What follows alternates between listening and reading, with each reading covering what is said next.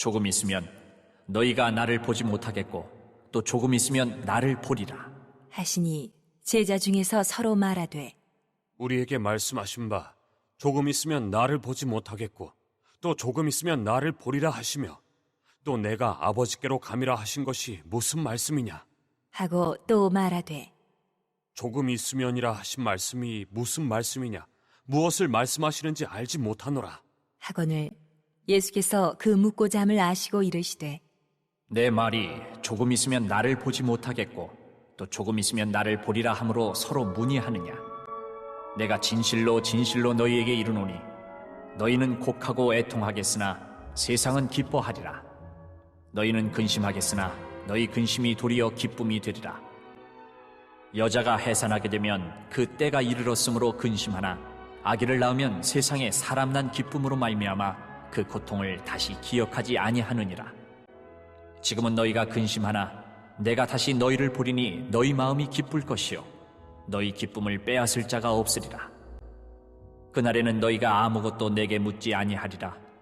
내가 진실로 진실로 너희에게 이르노니 너희가 무엇이든지 아버지께 구하는 것을 내 이름으로 주시리라. 지금까지는 너희가 내 이름으로 아무것도 구하지 아니하였으나 구하라. 그리하면 받으리니 너희 기쁨이 충만하리라. 오늘 2020년도 마지막 주일 예배인데요. 여러 모양 여러 모습으로 함께 예배에 참여하신 우리 모든 식구들에게 주의 은혜와 축복이 있기를 바랍니다.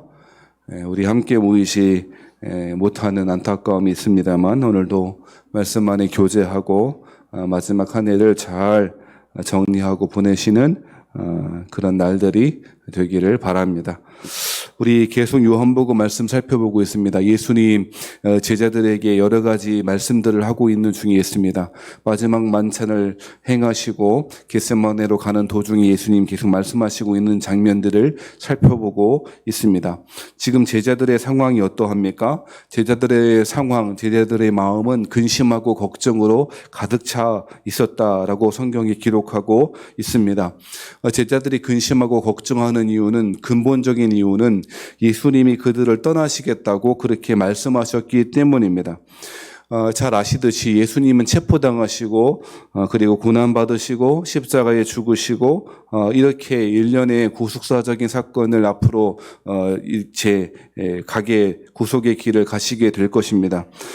이제까지 그런데 이러한 사실은 제자들의 입장에서 보면 예수님과 3년 동안을 동거동락했고 3년 동안에 모든 것을 주님께 의지하고 살아갔던 제자들에게 예수님이 갑자기 떠나시겠다라고 그렇게 이야기하고 있으니 제자들은 아마도 속된 말로 멘붕에 빠졌을 것이고 당연히 근심하고 걱정할 수밖에 없었을 것입니다. 그들은 정말 어찌해야 할지 모르는 상황 가운데 있었던 것 같습니다. 실제로 예수님이 체포당하시고 죽으시고 하는 일련의 과정들 속에서 제자들은 다 흩어지게 되었고 뿔뿔이 흩어져서 어찌할지 모르는 두려움 가운데 사로잡히게 되었습니다. 마치 그때의 사로잡힘을 예견이라도 하듯이 지금 제자들은 꽤 큰 근심과 걱정을 하고 있습니다. 그래서 우리 주님께서 여러 가지 방편으로 말씀하시고 있었던 것이죠. 그래서 진리의 성령님, 또 다른 보혜사 성령님이 오실 것이고 그 보혜사 성령님이 내가 너희에게, 예수님께서 제자들에게 가르치시고 그리고 말씀하셨던 것들을 생각나게 해주시고 기억나게 해주실 것이다. 그렇게 위로의 또 격려의 말씀을 그렇게 하시고 있었던 것이죠. 그럼에도 불구하고 여전히 제자들은 그 슬픔과 걱정, 근심과 두려움 가운데 빠져 있었고, 그래서 처음 예수님을 만났을 때의 그 환희와 기쁨과 소망들은 다 사라져버린 상태가 되었던 것 같습니다. 처음에 주님을 따라 나설 때의 그 기쁨과 설레임은, 그 기쁨은 이루 말할 수 없었을 것입니다. 얼마나 그 예수님의 부르심이 귀하게 받아들여졌던지 자신이 소유하고 있던 모든 것을 다 버릴 수 있었던 것입니다. 자신의 배도, 자신의 재물도, 자신의 가족들도, 심지어 가족들도 버리고 예수님을 따라갈 만큼 예수님의 부르심은 황홀한 것이었고 놀라운 것이었고, 하나님의 그 부르심은 그들에게 참 소망과 기쁨으로 작용했을 것입니다. 얼마나 기뻤던지 자기 것 다 버릴 수 있을 만큼 참 기쁨, 하나님을 알고 예수님을 만난 그 기쁨이 가장 컸기에 그것마저도 다 버릴 수가 있었던 기뻤던 것입니다. 하지만 그때의 3년 전에 그 설레임과 소망과 그 기쁨과 그 환희는 다 사라져버린 채 지금은 이제 예수님이 곧 떠나가시겠다라고 하는 그 말씀이 그들에게 깊이 박히어 모든 근심은 사라지고 모든 희망은 사라지고 근심과 걱정 가운데 빠지게 되었다는 것입니다. 사랑하신 여러분, 어쩌면 오늘 본문에 나타나 있는 제자들의 모습은 우리의 모습과도 닮아 있다고 생각합니다. 처음에 주님을 만났을 때는 이 복음의 말씀이 신기하고 놀랍고 참 기쁨이고 얼마나 소중했습니까? 하지만 신앙생활 하면 할수록 그 기쁨과 환희는 사라지고 숯덩어리처럼 죄만 남아있는 상황에 있는 분들도 많이 있는 것 같습니다. 제자들에게 기쁨이 사라졌던 것처럼 오늘날 우리 성도들은 또 오늘날 많은 그리스도인들은 2020년 힘든 한 해를 보내고 있는 성도들은 기쁨을 잃어버린 채 살아가고 있는 사람들이 많이 있는 것 같습니다. 제자들에게도 그리고 오늘 우리에게도 필요한 것이 있다면 정말 필요한 것이 있다면 그것은 기쁨이 아닐까 싶다는 것입니다. 사랑하신 여러분, 그 기쁨은 우리가 마음 먹는다고 기억해야 될 것이 있는데요. 그 기쁨이라고 하는 것은 우리가 마음 먹는다고 마음을 다 붙잡아서 제대로 기뻐해야 되겠다, 결심해야 한다고 해서 그렇게 기쁘지 않다는 것입니다. 여러분, 하나님이 주시는 여러 가지가 있는데요. 성령의 열매들이 있지 않습니까? 성령의 열매들은 내가 노력해서 얻는 것이 아니고 성령님과 우리와 하나 되어 있을 때 자연스럽게 열매 맺는 삶의 열매들, 그 결과물이라고 볼 수가 있는 것입니다. 포도나무의 가지가 붙어 있기만 한다면 그런 열매가 자연스럽게 포도 열매가 맺혀 있는 것처럼 성령이 주시는 열매들은 노력한다고 주어지는 것이 아니고 결심한다고 주어지는 것이 아니고 하나님의 은혜의 선물로 주어진다는 사실을 먼저 기억할 필요가 있다는 것입니다. 사랑하신 여러분, 2020년 시작하면서 올 한 해에는 정말 신앙생활 잘 해봐야 되겠다. 예수를 잘 믿어봐야 되겠다. 성경도 열심히 읽어봐야 되겠다. 그렇게 결심하고 내 마음에 감사하고 기뻐하며 인색하지 아니하며 서로 돕고 서로 이웃을 사랑하며 살아가야 되겠다. 그렇게 결심했을 것입니다. 하지만 올 마지막 주일 예배를 보내시면서 여러분 어떤 마음이 드십니까? 그 첫 해의 첫 번째 예배 때의 그 결심, 그 다짐들은, 그 기쁨들은 여전히 유효합니까? 아마도 그렇지 않을 것입니다. 사랑하신 여러분, 기억해야 될 것이 있는데요. 우리에게 필요한 것은 결심이 아니고 은혜입니다. 아멘 하고 그러면 참 좋겠는데 사람이 없으니 아멘 할 사람은 없군요. 몇 명 안 되는데 한 사람 화장실 갔다 오고 그래서 더 없어. 아무튼 집에서 온라인으로 예배 드시는 여러분은요, 채팅으로 아멘 하시기 바랍니다. 사랑하신 여러분, 우리에게 필요한 것이 결심이 아니고 뭐라고요? 은혜인 거예요. 사랑하신 여러분, 성령님이 우리에게 열매를 주십니다. 여러 가지 열매를 주십니다. 사랑과 희락과 화평, 모든 하나님이 주시는 모든 귀한 선물들은 성령님께서 우리에게 주시는 것입니다. 기쁨에 대해서 이야기 드렸습니다. 기쁨도 하나님이 주시는 선물입니다. 이 사실을 먼저 기억해야 할 것입니다. 결심한다고 기쁘게 지내야지, 마음 먹고 마음 편히 지내야지 안 될 것입니다. 반대로 또 상황이 좋아지거나 여건이 좋아진다고 해서 기뻐하며 감사하며 살 수 있는 것도 아닐 것입니다. 가만 보면 문제가 없었을 때는 없었습니다. 항상 여러 가지 문제에 가득 둘러싸여 있는 것이 우리의 삶이었습니다. 1번 문제 해결되면 2번 문제 찾아왔고, 마징가제트 물리치면 로봇 짱가 오고, 로봇 짱가가 뭡니까? 로봇 태권복이 오고, 우레메 오고, 별 괴물들이 우리를 덮치는 것 같은 삶이 연속이었지 않습니까? 사랑하신 여러분, 문제가 해결된다고 해서, 결심한다고 해서 기쁨이 찾아오거나 감사의 삶이 찾아오는 건 아니라는 것입니다. 기쁨은, 희락은 하나님 나라 백성의 특징이고 하나님이 주신 선물임을 성경이 이야기하고 있다는 것을 먼저 기억해야 한다는 것입니다. 시편 4편 7편의 말씀에 보면 이렇게 이야기하는데요. 주께서 내 마음에 두신 기쁨은 그들의 곡식과 새 포도주가 풍성할 때보다 더하나이다. 지금 이 시편 기자가 뭐라고 했다고요? 풍성한 열매를 맺혔던 그 곡식, 포도주가 가득해서 얼마나 기쁘겠습니까? 농사하는 분들이 1년 동안에 추수한 것들을 가득 쌓아놨으니 얼마나 기쁘고 감사할 일이겠습니까? 그런데 그 기쁨과는 비교할 수 없는 기쁨이 있는데 주께서, 하나님께서 내 마음에 두신 기쁨이라고 말합니다. 세상에 그 어떤 것보다도 비교할 수 없는 기쁨이 있다는 것입니다. 그것은 하나님이 주신 선물이라는 것입니다. 찬송가의 어떤 가사처럼 우리 서로 받은 그 기쁨은 알 사람이 없도다. 세상 사람들을 전혀 알지 못합니다. 사람들은 그 기쁨의 원천이 소유에 있다고 생각할 것입니다.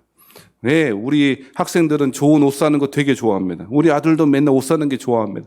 뭐 옷 사고 뭐 사고 왜 그렇게 사는지 모르겠습니다. 네, 아무튼요. 네. 뭐 자꾸 소유의 기쁨이 있다고 생각해요. 좋은 차를 소유하거나 좋은 집을 소유하거나. 근데 여러분 그것과 비교할 수 없는, 아니 그것과는 본질적으로 다른 기쁨은 하나님이 주시는 기쁨이라고 말하고 있다는 것입니다. 시편 16편 11절 말씀에도 이렇게 말하는데요. 주께서 생명의 길을 내게 보이시리니 주의 앞에는 충만한 기쁨이 있고 주의 오른쪽에는 영원한 즐거움이 있도다. 주의 앞에는 뭐가 있대요? 하나님 앞에는 충만한 기쁨이 있대요. 그리고 주의 오른쪽에는 영원한 즐거움이 있대요. 즉 주의 앞에, 주의 오른쪽에라고 하는 것은 하나님 나라 백성들의 위치, 그 하나님 나라의 백성들의 삶의 자리를 말하는 것인데요. 그러므로 하나님 나라의 백성들의 특징이 뭐냐? 충만한 기쁨이고 그리고 영원한 즐거움이 천국 백성들의 특징이고 천국의 특징이라고 말하고 있다는 것입니다. 여러분 잘 아시는 로마서 14장 17절 말씀에 보면 하나님의 나라는 먹는 것과 마시는 것이 아니요 라고 그렇게 이야기했습니다. 이것은 하나님 나라 새하늘과 새 땅의 물질성을 부인한다라고 하는 말이 아닙니다. 천국은 먹고 마시는 것이 있을 것입니다. 천국에 가면 먹는 것 있을 것입니다. 마시는 것도 있을 것입니다. 천국은 반드시 물질적인 세계를 포함할 것입니다. 오늘 로마서 14장 17절 말씀에 사도 바울이 강조하는 것은 먹는 것 마시는 것만이 아니라 천국이 또 다른 어떤 물리적인 공간뿐이다 라고 생각해서는 안 되는 것이고, 천국의 특징이 있는데 이어지는 말씀이 뭐라고 합니까? 먹는 것과 마시는 것이 아니요 오직 성령 안에 있는 의와 평강과 희락이라 말씀했습니다. 사도 바울은 하나님 나라의 특징을, 천국 백성의 특징을 세 가지로 이야기합니다. 성령 안에 주어지는데 의의 나라요, 평강의 나라, 샬롬의 나라요, 희락의 나라이다 라고 이야기합니다. 의의 나라 쉽게 이해할 것입니다. 그리스도를 통해서 주어진 완전한 의일 것입니다. 평강, 샬롬은 구약시대부터 하나님과의 관계와 그로부터 파생되어진 이웃과의 샬롬을 말하는 것이 평강일 것입니다. 그런데 언뜻 이해되지 않고 우리가 쉽게 간과하는 천국의 특징이 있는데 그것은 무엇이라고요? 희락이라는 것입니다. 사랑하신 여러분, 우리는 하나님의 백성, 천국 백성인 줄 믿습니다. 그러면 당연스럽게 자연스럽게 우리 안에 주어지는 것이 무엇이라고요? 희락이라는 것입니다. 기쁨이라는 것입니다. 그런데 안타깝게도 하나님이 직접 선택했던 제자들은 그 기쁨과 희락을 지금 잃어버리고 있습니다. 그리고 어쩌면 2020년 한 해를 보내고 있는 우리도 이 희락을, 이 기쁨을 잃어버리고 있는지도 모르겠다는 것입니다. 사랑하신 여러분, 만일 여러 모양으로 예배 참석하신 우리 식구들이 이 기쁨을 잃어버렸다면, 그리고 다시금 이 기쁨을 회복하고 싶다면 오늘 본문의 말씀을 통하여, 오늘 본문에 귀 기울여 말씀을 들음을 통하여 하나님이 주시는 참 기쁨이 회복되어지기를 주의 이름으로 축원합니다.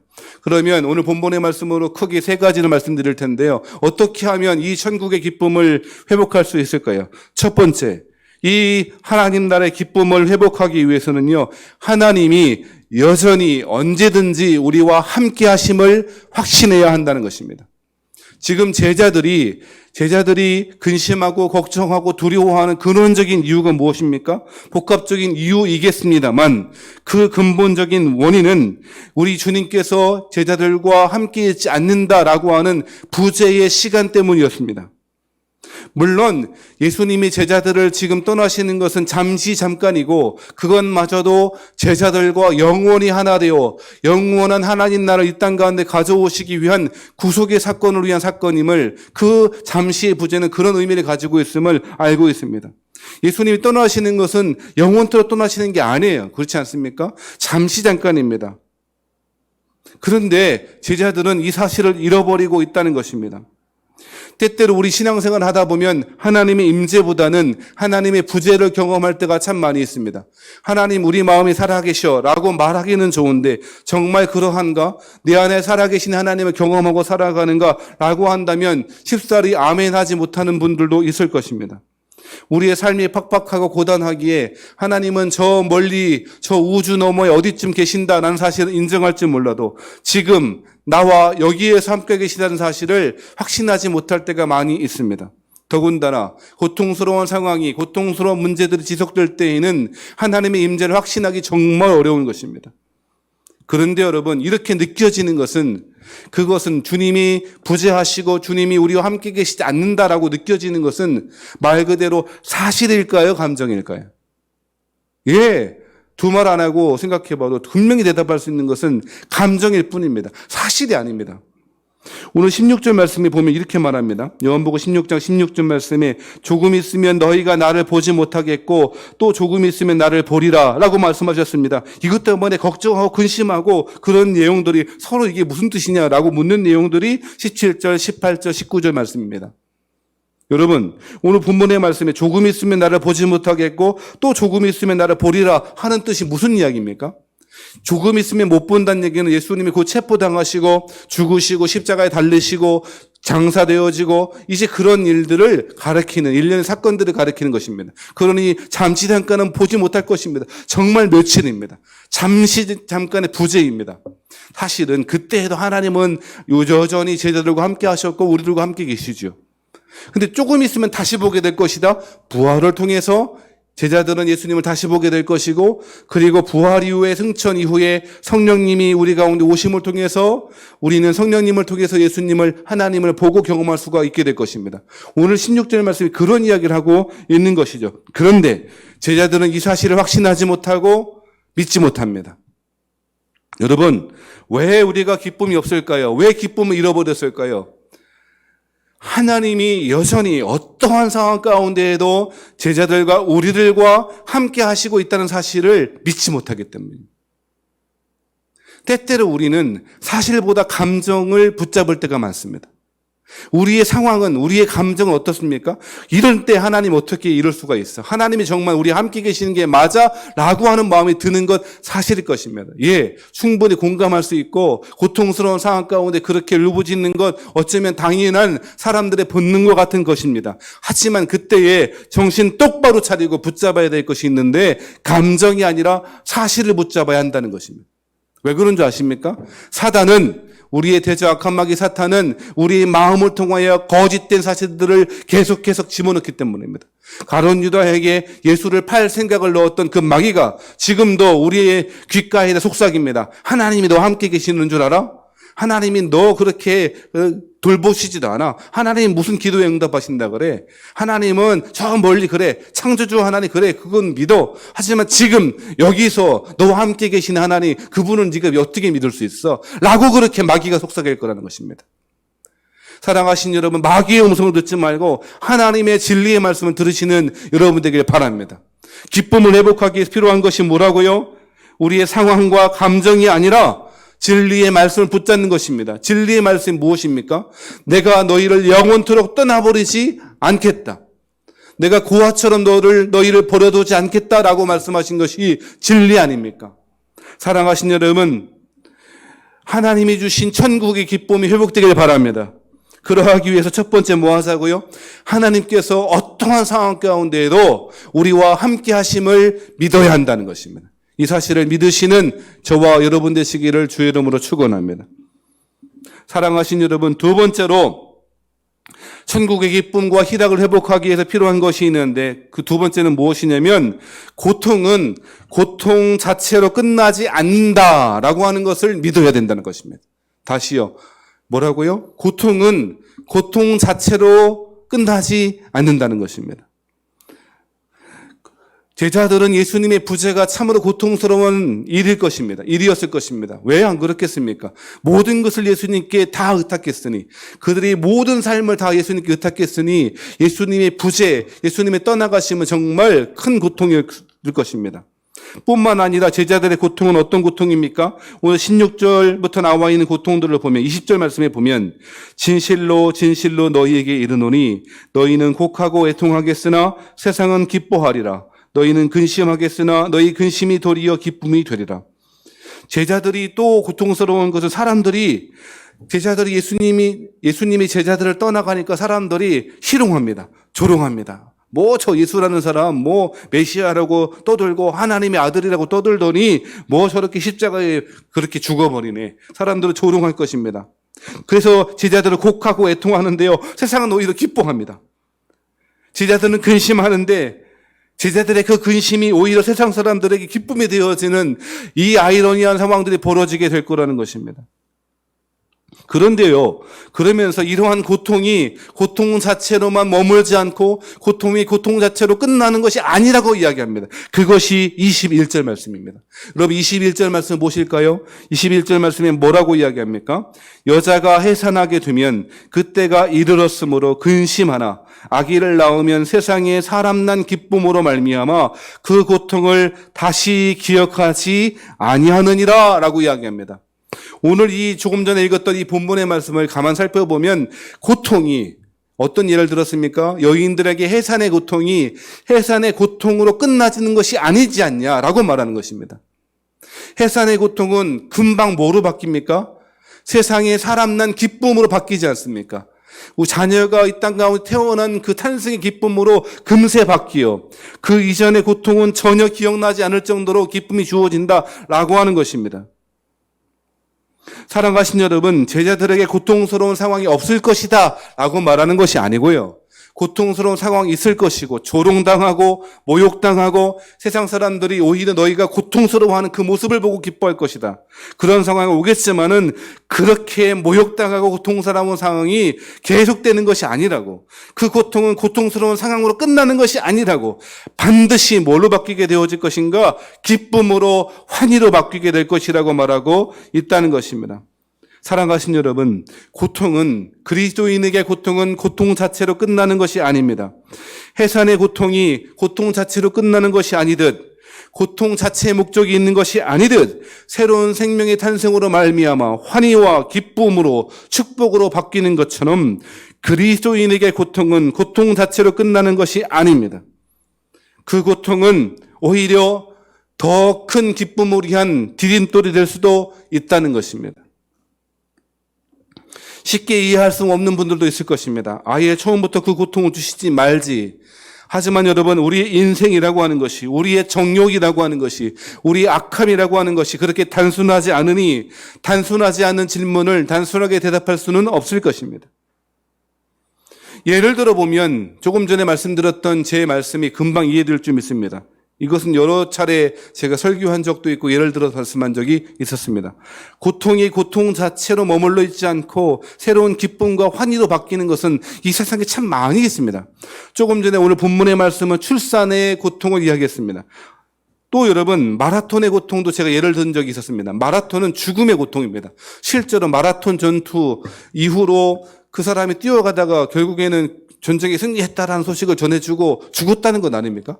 얼마나 고통스러웠으면 뛰다가 죽습니까? 지금이야 뭐 42.195 좋은 운동화 신고 물 먹어가면서 뛰니까 뭐 그럴 일 없었겠지만, 그럼 마라톤 자체는 고통스러운 일입니다. 여러분, 이게 우리 10분만 뛰어봐요. 우리는 뭐 거의 죽음의 극한의 고통이 오지 않겠습니까? 42.195km를 계속 뜁니다.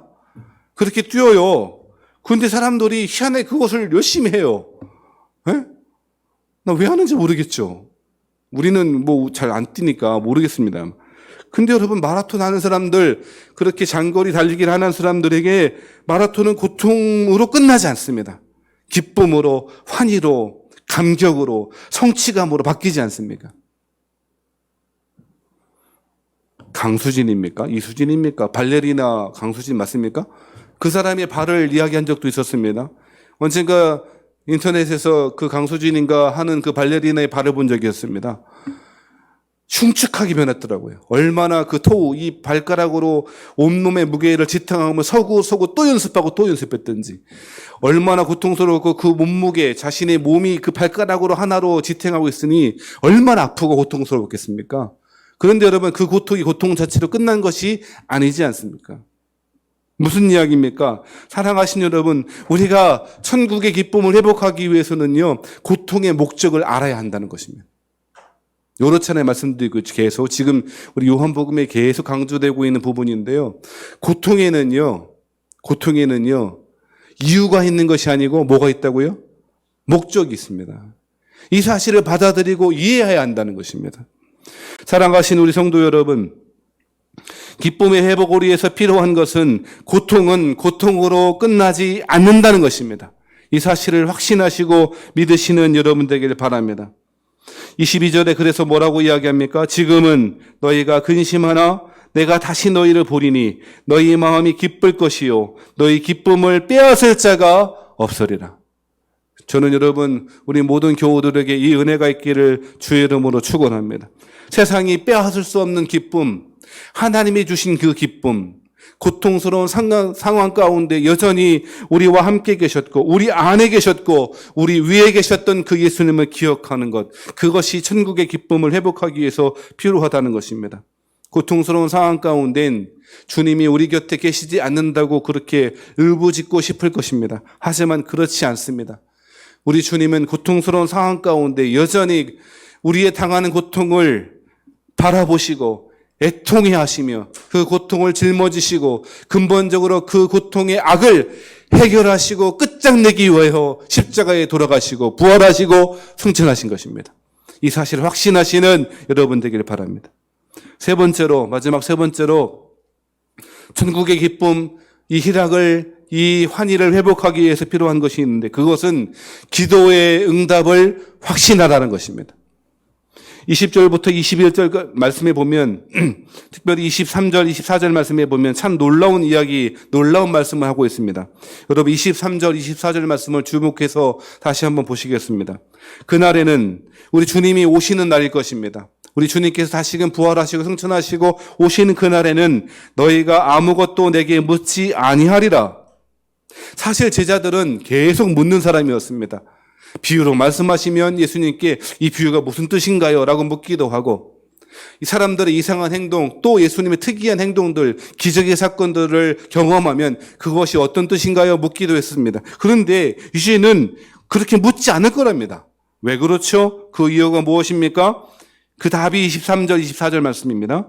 내가 진실로 진실로 너희에게 이르노니 너희가 무엇이든지 아버지께 구하는 것을 내 이름으로 주시리라. 여러분 이것은 굉장히 놀라운 사건입니다. 왜 그렇습니까? 제자들은 예수님을 통해서 무엇인가를 공급받았습니다. 예수님께 물어봐야 했습니다. 예수님께 물어보고 예수님이 주시는 음식을 먹고 만나를 경험하기도 했습니다. 만나가 아니군요. 오병이어를 경험하기도 했습니다. 말씀을 듣고 음식도 공급받고 여러 가지 하나님 예수님으로부터 그런 거를 공급받는 사람이었습니다. 그런데 그거 필요 없게 될 거라고. 왜요? 너희가 무엇이든지 누구한테 구합니까? 아버지께 구하는 것을 내 이름으로 주시리라. 제자들은 이제 예수님을 통해서 물론 예수님의 이름으로 기도하고 예수님을 통해서 받겠습니다만 아버지께 구하는 자가 되었다는 것입니다. 이것은 굉장히 혁명적이고 폭발적인 은혜인 것입니다. 구약시대의 성도들은 누군가를 통해서 중보자 되는 사람을 통해서나 선지자를 통해서 하나님의 말씀을 듣거나 하나님의 주신 무엇을 받을 수 있는 사람이었습니다. 하나님께 함부로 나갈 수 없는 사람이었지 않습니까? 아시죠? 제사장이 1년에 한 번씩 대제사장이 1년에 딱 하루에 한 번 하루 그날 대속죄일에 온 이스라엘 사람들의 죄를 짊어지고 나아가 속죄의 은혜를 받는 사람들이었고요. 말씀을 받으려고 해도 제사장을 통해서 말씀 받았고요. 모세라고 하는 중보자를 통해서 언약을 맺었지요. 모세를 통해서 만나와 메추라기 공급받을 수 있었습니다. 그런데 이제 예수님이 십자가에 죽으시고 부활하시고 승천하신 이후로는 그 구주가 혁명적으로 바뀌게 되었습니다. 이제 하나님의 백성들이 하나님의 자녀가 되므로 하나님께 직접 나아갈 수가 있게 되었다는 것입니다. 히브리서의 표현대로 의하면 성소에 들어갈 담력을 얻었다는 것입니다. 그리스도 예수를 통하여 성소에 직접 들어갈 담력을 얻게 되었다는 것입니다. 우리가 하나님의 제사장이 되어 하나님의 백성 되어 직접 하나님께 나아갈 수가 있게 되었다는 것입니다. 24절 말씀에도 지금까지는 너희가 내 이름으로 아무것도 구하지 아니하였으나 구하라 그리하면 받으리니 너희 기쁨이 충만하리라. 사랑하신 여러분, 천국의 기쁨을 회복하기 위해서 천국의 희락을 회복하기 위해서 필요한 것이 바로 이것입니다. 하나님께 우리는 직접 나아갈 수 있고 기도할 때마다 주님의 이름으로 기도할 때마다 반드시 기도의 응답을 받는다는 사실입니다. 그러할 때 우리는 이 기쁨이 충만하게 회복될 줄 믿습니다. 생각해 보세요. 만약에 제가 대통령과 연결할 수 있는 핫라인을 갖고 있다고 생각하면 얼마나 좋을까요? 전화하기만 하면 무슨 문제가 있으면 딱 대통령에 전화해서 이거 해결해 주세요. 그러면 바로 해결해 줄 수 있다라고 하는 핫라인이 연결되어 있다면 얼마나 좋을까요? 몇 달 전입니까? 이 북한 사람들이 남북 그 연락사무소에 그 연락사무소를 폭파시켜 버렸지 않습니까? 뭐하러 그 무식한 짓을 했나 모르겠습니다. 어차피 또 연결할 걸. 화난다고 그렇게 한 건 이해가 됩니다만. 여러분 보세요. 핫라인이 연결되어 있는가 그렇지 않은가는 굉장한 차이입니다. 실제로 이명박 시대인가 박근혜 시대인가 북한과 우리 남한이 연결할 수 있는 게 수단이 아무것도 없어갖고 휴전선 근처에서 막 소리로 연락했답니다. 야, 전화 받아. 다시 연결하자. 뭐 이렇게 했다는 거예요. 희한하죠. 근데 여러분 생각해 보십시다. 남북이 연결하는 정도가 아니고요. 내가 대통령과 연결할 수 있는 핫라인이 아니고요. 하나님께 직접 나아가 시간, 장소가 제한되는 것이 아니고 특정한 시간에, 특정한 장소에, 특정한 사람들에게 임하신 하나님이 아니고 하나님이 아예 우리 안에 계셔서 마음을 통하여 전심으로 마음을 쏟으며 기도할 때 들으신 하나님, 그리고 그 기도에 응답하신 하나님이 있다면 얼마나 기쁠까요? 그 사실을 알고 이해하고 회복하는 것이 필요합니다. 그래서 요한일서 5장 14절 말씀에 뭐라고 이야기하죠? 그를 향하여 우리가 가진 바 담대한 것이 이것이니 그의 뜻대로 무엇을 구하면 그것이 예수님의 이름으로 기도한다는 뜻일 것입니다. 예수님의 이름으로 기도합니다라고 하는 말은 그의 뜻대로 구한다는 것입니다. 예수님의 뜻대로 하나님의 뜻대로 구한다는 이야기입니다. 그래서 15절 말씀에 그의 뜻대로 무엇을 구하면 들으심이라. 우리가 무엇이든지 구하는 바를 들으시는 줄을 안즉 우리가 그에게 구한 그것을 얻은 줄을 또한 아느니라. 기도한 줄 안다면 우리가 하나님께 기도한다면 그것을 얻은 줄을 안다고. 그것이 사도 요한의 확신이었고 사랑의 사도, 기쁨의 사도였던 사도 요한의 진리, 사도 요한의 우리에게 주시는 말씀인 것입니다. 사랑하신 여러분, 말씀을 정리하겠습니다. 기쁨의 회복을 위해서 3가지가 필요하다고 말씀드렸습니다. 지금은 기쁠 일 전혀 없는 시대인 것 같습니다. 무엇이 기쁩니까? 재미있는 일은 있을 수 있을 것입니다. 코미디 프로그램을 보거나 예능 프로그램을 보면 재미는 있을 수 있을 것입니다만 기쁨이 없는 시대입니다. 우리 그리스도인들도 기쁨을 빼앗긴 것 같은 시대를 살아가고 있었습니다. 2020년은 그런 때였던 것 같습니다. 사랑하신 여러분, 우리 주님이 기쁨을 주시는데 그 주신 기쁨을 잃어버리지 않아야 합니다. 그러하기 위해서 3가지 말씀드렸습니다. 첫 번째, 하나님이 어떠한 상황 가운데에도 우리와 함께 계심을 확신하십시다. 감정을 붙들지 말고 진리의 말씀 붙잡는 저와 여러분 되길 바랍니다. 두 번째로, 기쁨을 회복하기 위해서 고통은 그 고통 자체로 끝나는 것이 아니다라는 사실을 확신하셔야 합니다. 하나님은 고통마저도 우리에게 주시는 천국의 소망과 기쁨의 재료로 삼으십니다. 이 사실을 믿으시고 확신하시는 여러분 되길 바라고, 마지막으로 기쁨의 회복을 위해서 기도의 응답의 확신을 갖는 여러분 되길 바랍니다. 바라고 소원하는 것은 우리 함께 모여서 기도하거나 하는 시간을 가질 수 없습니다만 하나님과 연결된 핫라인을 끊어버리는 이 북한 사람들처럼 어리석은 사람들 되지 않기를 바랍니다. 기도에 무슨 소용이 있어 라고 하며 그런 마음을 먹고 아예 그 기도의 핫라인을 끊어버리는 여러분 되지 않기를 바랍니다. 사랑하신 여러분, 기도의 응답을 확신하십시다. 하나님이 들으신 줄을 알면 우리 기도하면 받게 되어지고 너희 기쁨이 충만하니라 이야기하지 않습니까? 이 기쁨, 이 회복되어지는 기쁨을 가지고 나머지 2020년 나머지 날들과 2021년 성령 충만하게 기쁨과 환희로 살아가시는 저와 여러분 되시기를 주의 이름으로 축원합니다.